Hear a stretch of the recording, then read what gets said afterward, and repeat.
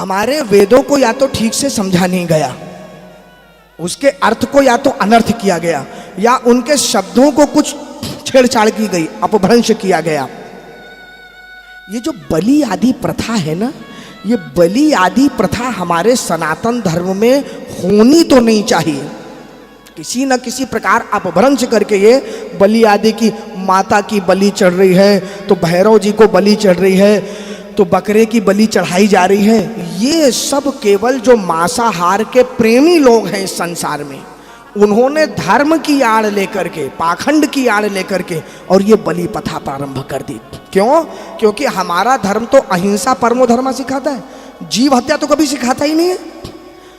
भाई कई ऐसे ब्राह्मण आदि भी हैं, ब्राह्मणों की बात भी साथ में करूंगा, जो बलि प्रथा करके, आप चले जाइए थोड़ा सा पूर्वांचल तरफ जाइए, वहां पर जानवरों को माता की बलि के लिए काटा जाता है और उसका प्रसाद खाया जाता है। संभव है भगवान के लिए आप इस प्रकार, इसीलिए कह रहा हूं, या तो कुछ मांसाहारी लोगों ने इस प्रकार का अपभ्रंश फैलाया, या कुछ दुष्ट लोगों ने जो धर्म को ठीक से नहीं जानते, उनको किसी प्रकार मूर्ख बनाया गया।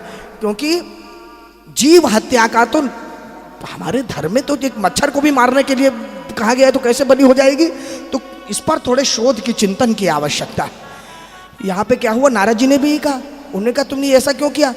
केवल पशु को छुआ देना इतना ही कहा गया है धर्म में, पशु नाल भेद, तुम तो काटे जा रहे हो, ऊपर वो तुमको काटेंगे, तो क्या करूं नारद जी? उन्होंने कहा देखो तुम तत्व ज्ञान की तरफ जाओ।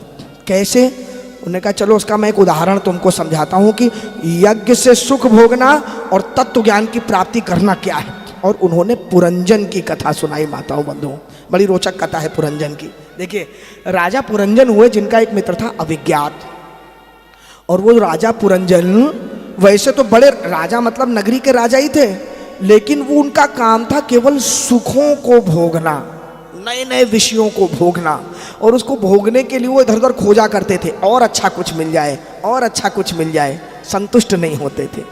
तो वो विषयों को भोगने के लिए अपने मित्र अविज्ञात को त्याग करके और चले गए पांचाल देश में। उस नगर में जाके देखते हैं तो वहां पर 9 द्वार थे उस नगर के, और 10 द्वारपाल उसकी रक्षा कर रहे थे।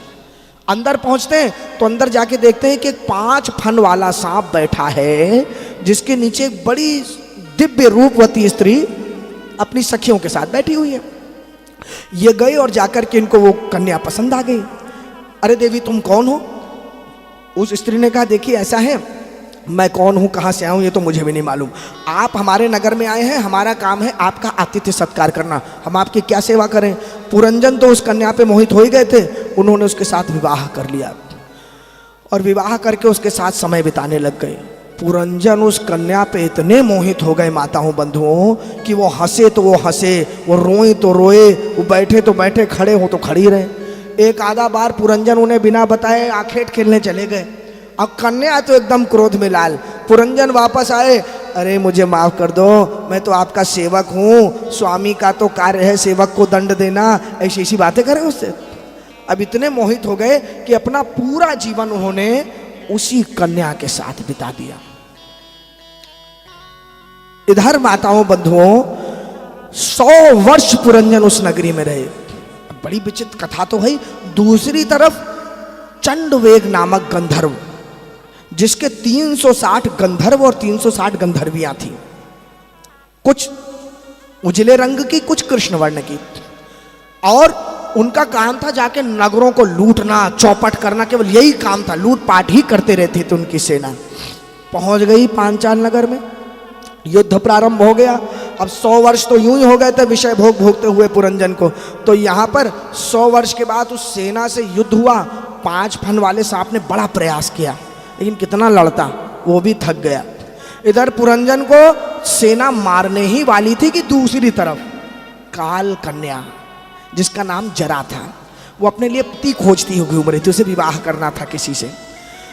एक बार उसने पुरु से विवाह किया था, उसकी कथा 9वें स्कंध में आएगी, राजा याति के पुत्र। तो काल कन्या ने प्रसन्न होकर के उसे राज पद दे दिया था आशीर्वाद में। इधर क्या हुआ, वो फिर विवाह करना चाह रही थी, नारद जी महाराज मिल गए। नारद जी से कहा कि आप मुझसे विवाह कर लीजिए। नारद जी ने कहा देवी मैं तो ब्रह्मचारी हूँ, मैं कैसे तुमसे विवाह कर लूँगा? क्रोध में श्राप दे दिया, जाओ मुझसे विवाह नहीं करोगे तो श्राप दे रही हूँ, तुम कभी तुम्हारा विवाह नहीं होगा, तुम कहीं ठहरोगे नहीं। दक्ष का श्राप है और काल कन्या का श्राप है नारद जी को। अब उधर प्रणाम करके निकले, ये खोजती हुई पहुंची यमनराज भय के पास। ध्यान से सुनिएगा, एकदम संकेत की कथा है, ये गुण कथा है। यमनराज भय के पास पहुंची, मुझसे विवाह कर लो।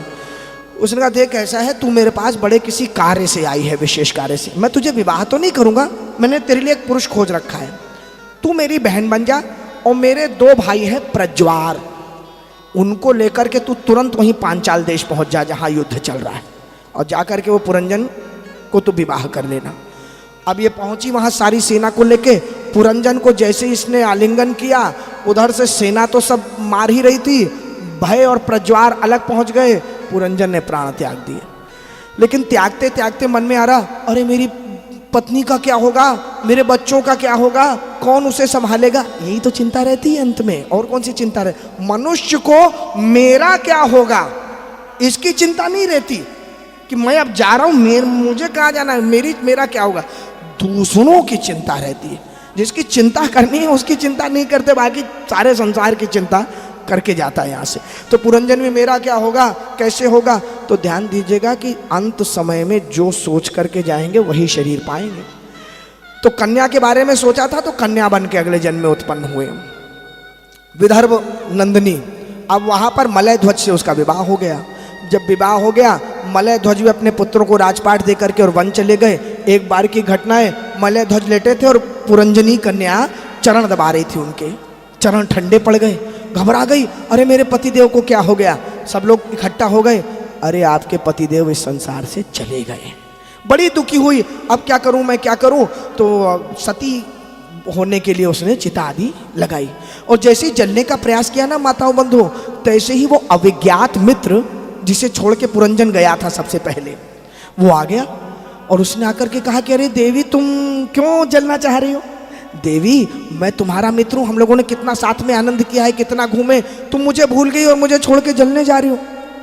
उसने कहा एक बात बताइए, कैसी बात आप कर रहे हैं, मैं कब आपका मित्र, हम कब घूमे, मैं तो आपको जानती भी नहीं हूँ, मैं तो एक पतिव्रता स्त्री हूँ। अभिज्ञात ने कहा कोई मैं इस जन्म की बात थोड़ी कर रहा हूँ, मैं तो जन्म जन्मांतर की बात कर रहा हूँ, मैं तुम्हारा पुराना मित्र था, तुम मुझे छोड़ के चली गई। तब जाके उस पुरंजनी को अपने स्वरूप का ज्ञान हुआ। नारद जी ने कहा इस कथा का सार क्या है वो समझ लीजिए माताओं बंधुओं। इस कथा का सार है, पुरंजन है हम और आप जीव। हम लोग क्या करते हैं, जैसे पुरंजन विषय भोगों में हमेशा भागता रहता है, दौड़ता रहता है, वैसे ही हम लोग भी विषय भोगों की लालसा में भटकते ही रहते हैं जीवन भर। और कहाँ पहुंचा पुरंजन, 9 द्वार की नगरी में। वो 9 द्वार की नगरी क्या है, यही शरीर है। 9 द्वारे पुरे देही, इस 9 द्वार की नगरी में पुरंजन पहुंचा, जिसके 10 द्वारपाल है, 5 ज्ञानेंद्रियां और 5 कर्मेंद्रियां। 5 प्राण वायु हुई, वो 5 फन वाला सांप है। वो जो कन्या जिस पे मोहित हो गया था वो हमारी बुद्धि है। बुद्धि हमें नचाती रहती है अपने अनुसार, हम नाचते रहते हैं उसके अनुसार न। माताओं बंधुओं, वो जो गंधर्वराज है चंडवेग, जिसकी 360 गंधर्वियां और 360 गंधर्व हैं, वो है संवत्सर, काल, कैलेंडर। रोज चलता जा रहा है दिन और रोज लौटते जा रहे हैं हम लोग। शरीर माने जो क्षीण होता जा रहा है, रोज कम होते जा रहे हैं, रोज हमारी डकैती हो रही है शरीर की, वो नहीं जान रहे हम लोग। वो काल कन्या कौन है, काल कन्या है जरा अर्थात बुढ़ापा। अच्छा ये बताइए, बुढ़ापे से कोई विवाह करना चाहता है क्या, बुढ़ापा कोई चाहता है क्या संसार में, कोई नहीं चाहता। काल कन्या है वृद्धावस्था, जिससे कोई विवाह नहीं करना चाहता। यवनराज भय, भय अर्थात जब वृद्धावस्था आती है ना, तो बड़े बड़ों को भय लगने लगता है, कब प्राण जाना है, अब जाना है, संसार से जाना है, भय। और अंतिम समय में माताओं बंधुओं जो प्रज्वार है, वो 2 बुखार होते हैं, शीत बुखार और उष्ण बुखार, माने गर्म और ठंडे बुखार।